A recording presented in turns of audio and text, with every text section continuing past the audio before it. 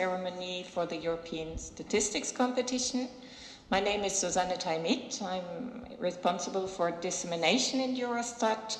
And today's speakers are, to my right, Jean-Pierre Poncelet, who is the acting director for standards, dissemination, and cooperation. And then next to him, Adolfo Galvez Morelda, who is the director for dissemination in INE, Spain. So I pass the floor directly to you, Jean-Pierre. Thank you very much, Suzanne, and good morning, ladies and gentlemen, dear colleagues, dear friends. Also, welcome from my side in Luxembourg. Welcome to Eurostat. As Suzanne mentioned, very hot weather for this week, so I hope very much that you have enjoyed your stay and you will continue to enjoy your stay in Luxembourg. So today, dear friends, we are closing the 6th European Statistics Competition. So it's really a great pleasure for me on behalf of Eurostat to present the awards and to have this ceremony, and also, most importantly, I would say, to meet the 2 winning teams that we have with us. So we have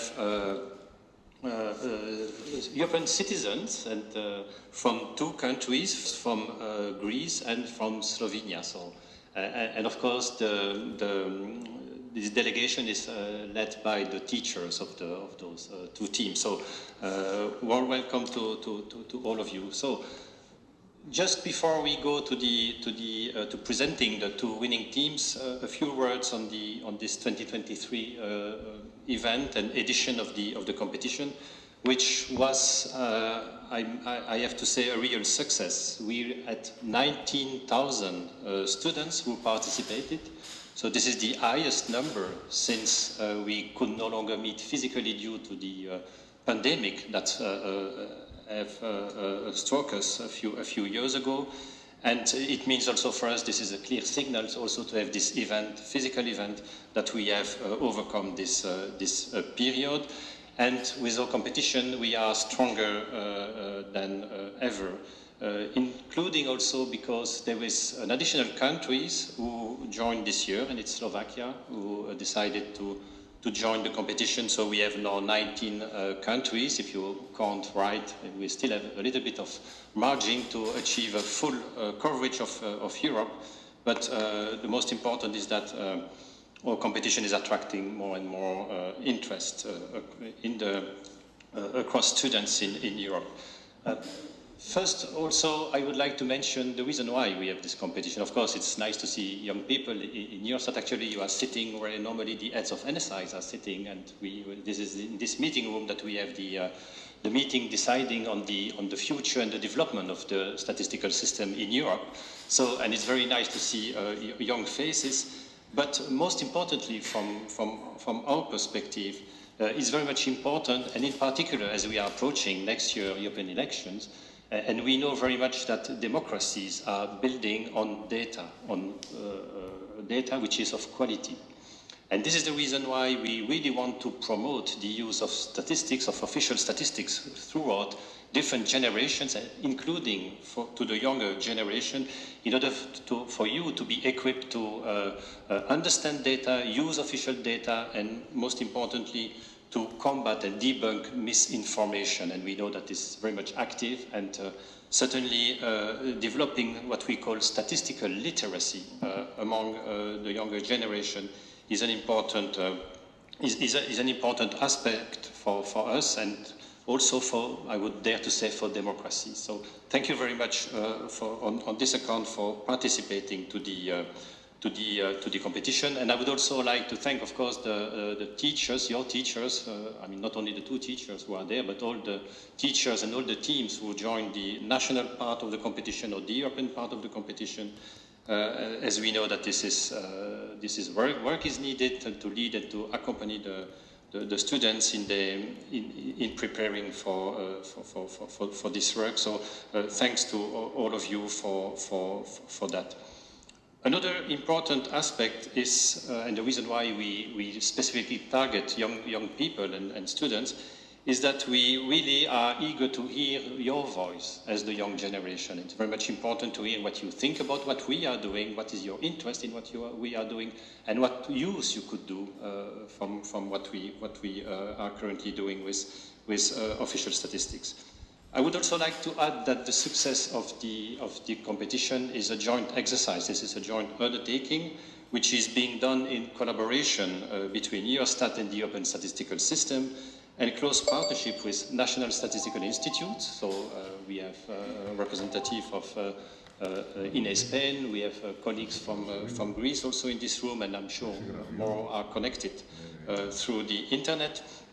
We also have a good partnership with statistical societies, another important player in official statistics and in statistics in general, but also universities, ministries of education, and even business and central banks. So it's really joining all efforts to make this competition a success. And this is really this collaboration which make the strengths of the competition. Another important element, in my view, and we see here today, and again, also certainly the case for all the students who participated, this is a team exercise. This is a collaborative exercise between teams, and this also brings the different skills, and certainly you have different skills, all of you, and you bring your strengths together. And if there is one lesson I have learned throughout my career is the power and the strength of teams. So keep this also experience with you, not only on the substance, but on the way of working together. The European finals of the competition this year, you had to work on and to prepare an international event to present a video about well-being in your country based on official statistics, and this is what you did. And we were really impressed looking at your work by your passion, by your creativity, and the quality of your work. So there is really plenty of talent in young people in Europe, and this is also for me and from my perspective reassuring for the future. I mean, you are the future of Europe, and this future starts now, today, with you, and many thanks for that. Talking about success, 63 teams submitted videos, 30 teams in the first group age 14 to 16 years old, 33 in the group age 16 to 18 years old. Of course, as you can imagine, deciding on the winners was not easy, and this is why we are very grateful for all the participants to our international jury of experts who, at the end, decided on the laureates, and those colleagues and people come from national statistical institutes and Eurostat, and we have a few of our colleagues also here in this room. Before we go to the national presentation, I would like that we take a bit of time in order to present the competition in general with a short video and all the winners and finalists. So thank you for your attention, and now we are watching the video. Please.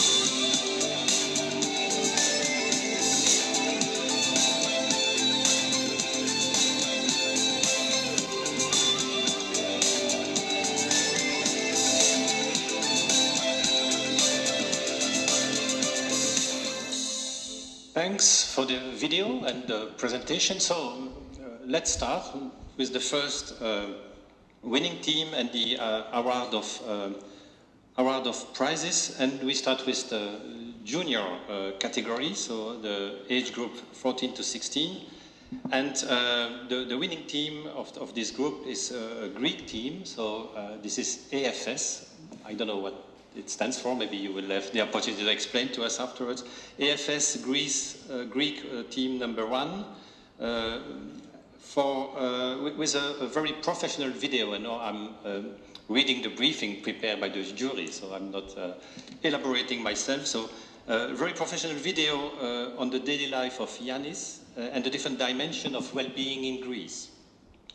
The jury particularly appreciated the strong storyline, the original format similar to a video game, which was an attractive dimension, and the excellent use of data and visualization. And looking at this assessment, I see two important aspects. Strong storyline, it means storytelling, and we know that it's very much important to tell story, not simply to disseminate data, but to build something which touch the recipient of this information. And this is a characteristic and a skill that we appreciate very much in our staff in general, and something that I would encourage you to continue to further develop in the future, building on your already good skills. And data, use of data and visualization, the same. Time is over that we simply publish tables. We need visualization tools. We need to prepare the data that we produce, be of course of top quality, high quality data, but we have to prepare them and to present them and to communicate them in a way which is understood by our users actually. So that's for the first introduction of the team, and I propose now we go for the video that was prepared by the Greek team. How satisfied are you with life? Well-being can be measured based on some common standards, and keeping the well-being score high is important in our difficult times. Europe still scores okay on average, but Greece was challenged by an economic crisis too. And you may think Greeks just sit in the sun all day, but let's bust this myth by taking a look at the life of Yanis. Yanis cannot afford an apartment, so he shares with a friend. They struggle to pay the bills, which went up after the recent energy crisis. He bikes to work since fuel prices are too high to run his car. But staying fit and helping the environment makes him happy. Finding a job wasn't easy. Unemployment rates have long been the highest in Europe, so Yanis feels lucky. But he is not satisfied with his salary. Greece is the only country in Europe where the household disposable income went down over the last decade, and Yanis feels the effect. He needs a holiday, but, like many, struggles to afford it. Although Greeks work more hours on average than most Europeans do, they struggle the most to make ends meet. He hopes to find a better job with his education. Moving abroad is an option, but he hesitates to leave Greece. Bonds with family and friends are tight. A relaxed social life, sunny weather, and good food are what keep Yanis and most Greeks sane. But is that enough? It certainly helps keep mental health good, and suicide rates in Greece are still amongst the lowest in Europe. But findings show that Greece has the third highest proportion of young people who are materially and socially deprived, and 1 in 4 are at risk of poverty. This is not something Yanis will hear on the news. Greece scores low in the freedom of the press, and corruption is still a problem in the country where democracy was born. Yanis may have lost his trust in the government and the media, but stays optimistic. He has decided to act. Support independent news sources and fight for better work and life conditions, because life is not a game. You only get one chance.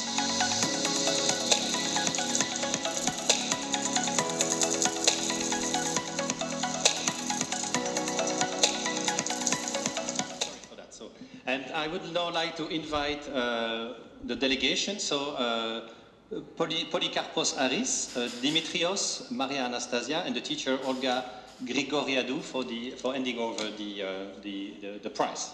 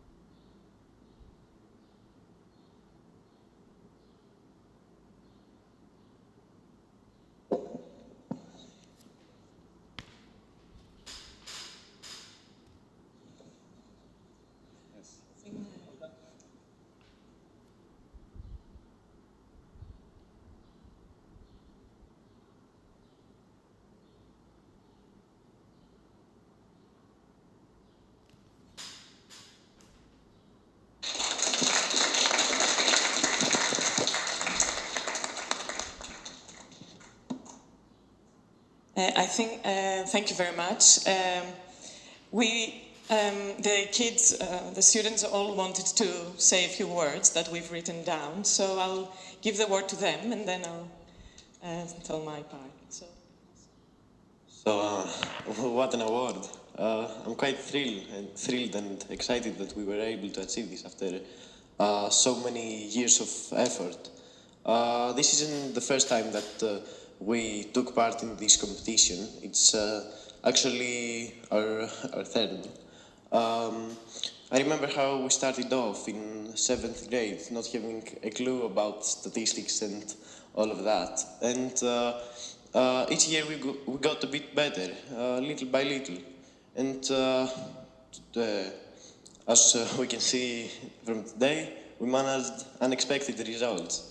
Results that would have been impossible without the help of others. So for that I would like to express my gratitude to, first of all, our teachers and Ms. Grigoriadou, whose commitment propelled us into thriving. And so for that I thank you. I would also like to thank my teammates, Aris and Maria.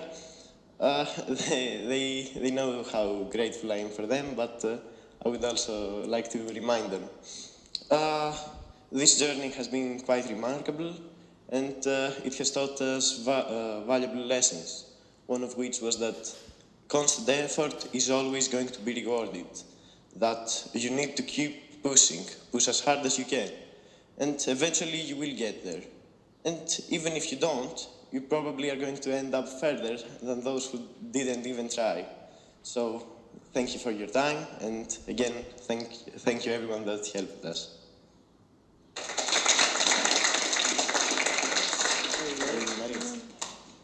This journey has taught me that statistics is not just a subject we learn in schools. It's a powerful tool that shapes our understanding of the world around us. Statistical data help us navigate the complexities of our society, empowering us to tackle challenges and create positive change. During the European phase, we embarked on a creative journey. Using statistics as our compass, we explore well-being in our times. In this video, we examined the factors that contribute to happiness and presented the Greek reality through the eyes of a young person. I want to thank Eurostat for organizing this competition and giving us the opportunity to broaden our knowledge, discover our strengths and our passions. I would like to thank the entire team for making this experience unforgettable.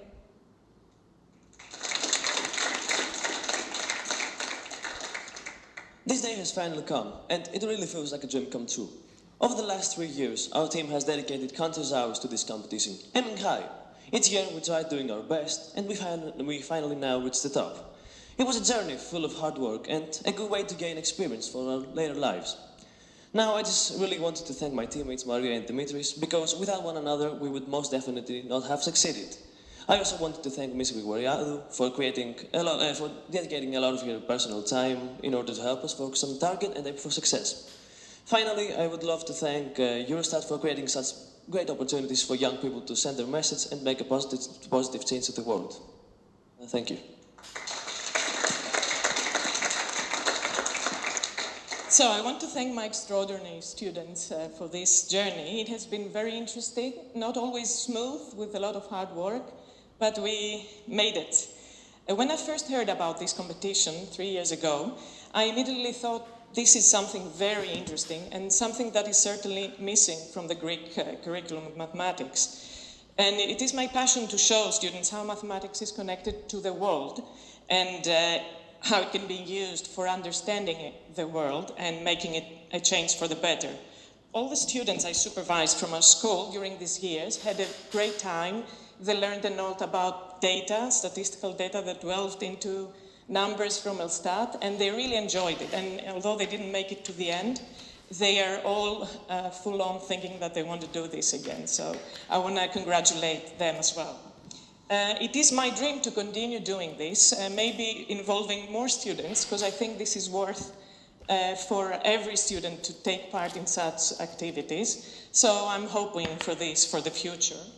And I want to thank Eurostat and INE for organizing this, because this is a great step towards that direction. I would like also to thank Elstat, the Greek statistics organization, for endless emails they have been replying to, for all their help and support these years, and my school also for all the support. And we are very honored that we were invited in this ceremony, and thank you for making this happen. And I want to also thank all the other teams that didn't make it to the first place, because we know how hard it is and how much time and effort it takes to make this video. It's just a 2-minute video, but it has a lot of work behind it. So I want to congratulate each one of them and to thank them for showing us how it is in their own countries, and to urge them to keep working and never quit, because life is not a game. You only get one chance, so they need to keep trying and making the best of it. Thank you very much.